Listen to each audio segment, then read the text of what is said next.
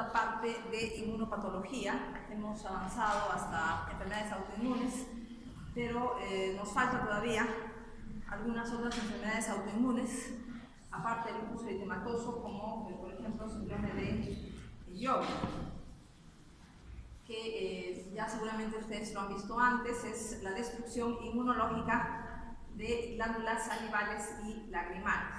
Hay una infiltración linfoide, es una especie de acúmulo de linfocitos en las glándulas, en los dos tipos de glándulas, con fibrosis y destrucción. Si se destruye la glándula lagrimal, entonces hay una disminución en la formación de lágrimas, ¿no? Esto ya es fácilmente deducible. Entonces tenemos lo que se llama ojo seco. Se queda en la córnea, se queda en la conjuntiva. Eso implica una tendencia a ulceración y a inflamaciones. Aparte es la sensación desagradable de picazón cuando el ojo está seco. En el caso de las glándulas salivales, entonces tenemos lo que se llama la boca seca, ¿no? Hay una tendencia a fisuras inflamatorias de la mucosa de la boca que pueden llegar a úlceras y dificultad en la deglución, ¿no? Estar comiendo y tomando líquidos constantemente, no comiendo y tomando líquidos por la falta de saliva. Fundamentalmente, ¿qué linfocitos tenemos en la glándula, en las dos glándulas, ¿no? CD4, pero también células plasmáticas. En cuanto a la destrucción glandular, es a predominio de linfocitos, o sea, tenemos una producción de citoquinas por los CD4 con la estimulación de procesos inflamatorios. Y los anticuerpos también se producen, pero tienen una menor importancia en cuanto a la destrucción de la glándula. No se conoce qué autoantígenos desencadenan la reacción autoinmune, pero hay una candidata que es una proteína del citoesqueleto, que se llama alfa-fodrina, que se considera que podría ser el antígeno que desencadena la respuesta inmune celular y humoral. Las glándulas principales, hemos visto lagrimales, salivales, pero también pueden afectarse otras glándulas del tracto respiratorio, el tracto gastrointestinal y vagina. Tenemos, por ejemplo, glándulas esofágicas, también pueden afectarse, y vagina.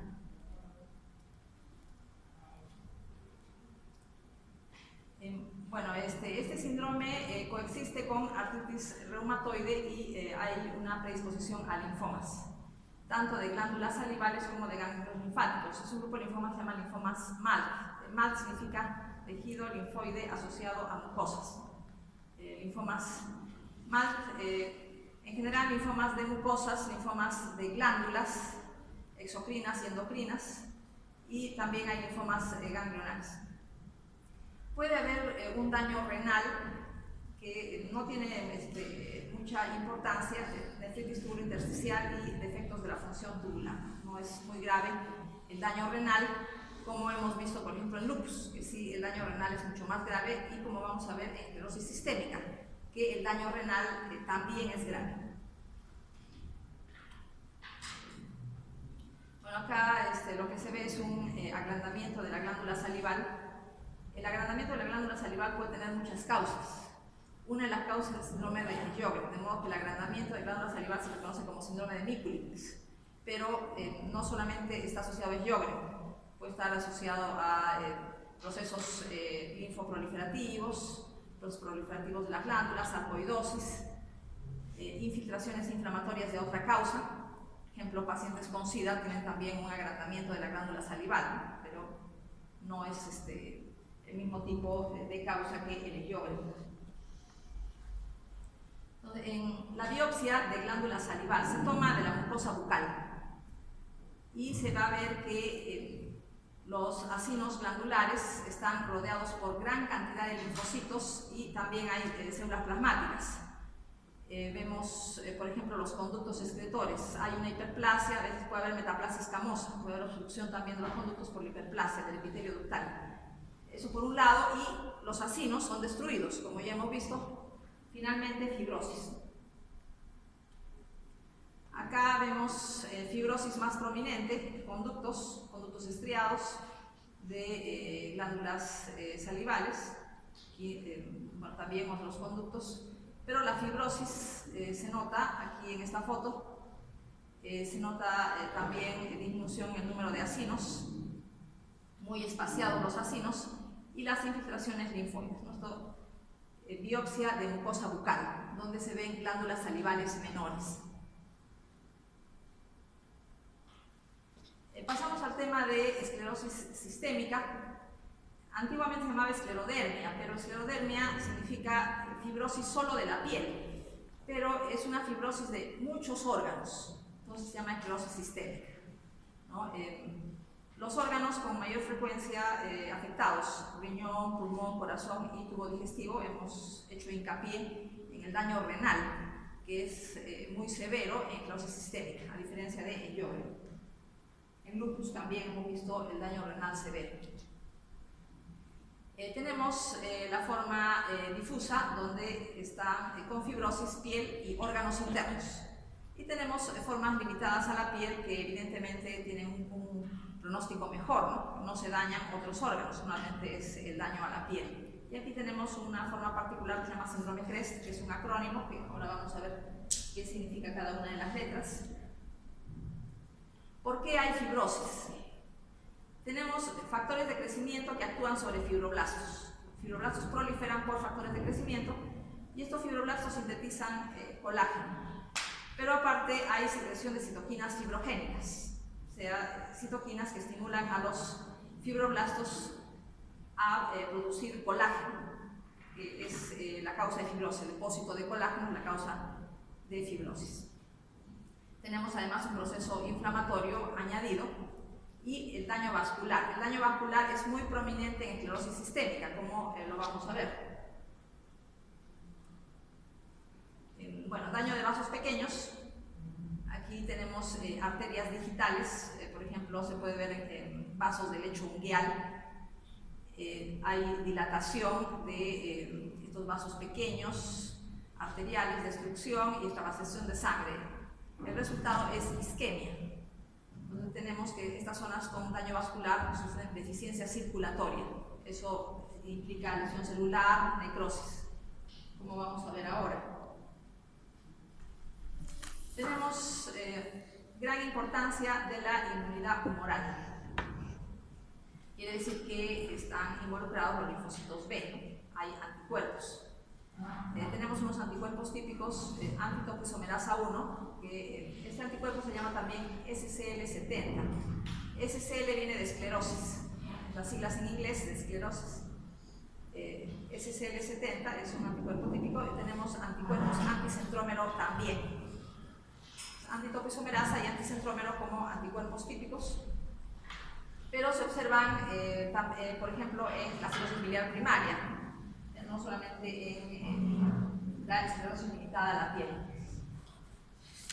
Este esquema nos sirve para hacer hincapié en el daño vascular. El daño vascular es muy importante. Vasculopatía proliferativa y obliterativa, hay un daño endotelial, eso implica engrosamiento de la íntima, que termina por producir obstrucción. En el caso de los pulmones, si se produce en los pulmones, vamos a tener una hipertensión pulmonar, que va a terminar en una insuficiencia cardíaca derecha, es un daño más o menos severo. Por eso la esclerosis sistémica es la enfermedad realmente grave, ¿no? La forma limitada a la piel, ya hemos visto que tiene un mejor pronóstico. Se estimula la inmunidad humoral, linfocitos B, y la inmunidad cerebral, linfocitos T. Hay autoanticuerpos, hemos visto anticuerpos anticentrómero, antitopoisomerasa 1, y proliferación de fibroblastos, y estos fibroblastos son estimulados a producir colágeno, como estamos viendo. Tenemos las citoquinas fibrogénicas, el factor transformante de crecimiento beta, interleuquina 13, factor de crecimiento derivado de plaquetas. Entonces tenemos la fibrosis, no solamente en la piel, sino también en otros órganos. Y esto por un lado, y tenemos también el daño vascular. El síndrome CREST es una forma limitada de esclerodermia. Esto es un acrónimo, C viene de calcinosis, R viene de fenómeno de Raynaud. Bueno, el fenómeno de Raynaud es vasoconstricción de vasos distales a nivel de dedos. Por frío o por estrés también. El estrés puede causar, pero a veces la vasoconstricción es tan severa que llega a la isquemia y necrosis, como vamos a ver en una foto, que puede llegar a necrosis de los dedos. Una vasoconstricción que puede llegar a ser muy intensa para llevar a isquemia severa y necrosis. Viene de esófago. Entonces, hay alteraciones en la motilidad esofágica. Hay una fibrosis de la mucosa, su mucosa, fibrosis de la capa muscular del esófago y del resto del tubo digestivo también. S viene de esclerodactilia. Empieza con S porque es una sigla en inglés. Entonces, en inglés empieza con S, pero es esclerodactilia. Tenemos edema de los dedos de las manos, fibrosis, inclusive se describe dedos en salchicha, porque están ensanchados por el edema y fibrosados, esclerodactilia y T de telangiectasis. Otras alteraciones. Bueno, hemos hablado de las alteraciones de vísceras, hemos hablado de la piel, también tenemos edema, linfocitos, daño microvascular, mencionamos por ejemplo alteraciones en vasos de lecho unguial, engrosamiento de la membrana basal, daño endotelial, proliferación de la íntima que termina en oclusión, isquemia también. Después, esclerosis, fibrosis difusa, pérdida de anexos, atrofia de epidermis y nuevamente el daño vascular, engrosamiento de pared de arteriolas y capilares. Acá vemos la piel que tiene, bueno, en la foto no es tan fácil de ver, pero hay una rigidez en piel, afecta sobre todo en las formas limitadas a la piel, a la cara y los brazos. Dentro de los brazos empieza en las manos y va ascendiendo. Tenemos piel y brazos como las zonas afectadas con mayor frecuencia en la esclerosis limitada a la piel. También en esclerosis sistémica se ve igual, los dedos se describen como edematosos y fibróticos, se describe como dedos en salchicha, las zonas más afectadas. Acá tenemos el aspecto de la piel. Se describe que los pacientes tienen una facies que parece una máscara. Se pierde la elasticidad en lo referente a la expresión corporal. Bueno, acá tenemos daños en las comisuras, una queilitis, daños en las comisuras, consecuencia de deficiencia de riboflavina por la mala absorción intestinal. Vamos a ver después la fibrosis del tubo digestivo. Es más notoria en el esófago, pero otras partes del tubo digestivo también pueden fibrosarse, dan por ejemplo mala absorción intestinal. Fenómeno de Raynaud, se ve edema y una vasoconstricción tan intensa que se necrosan los dedos.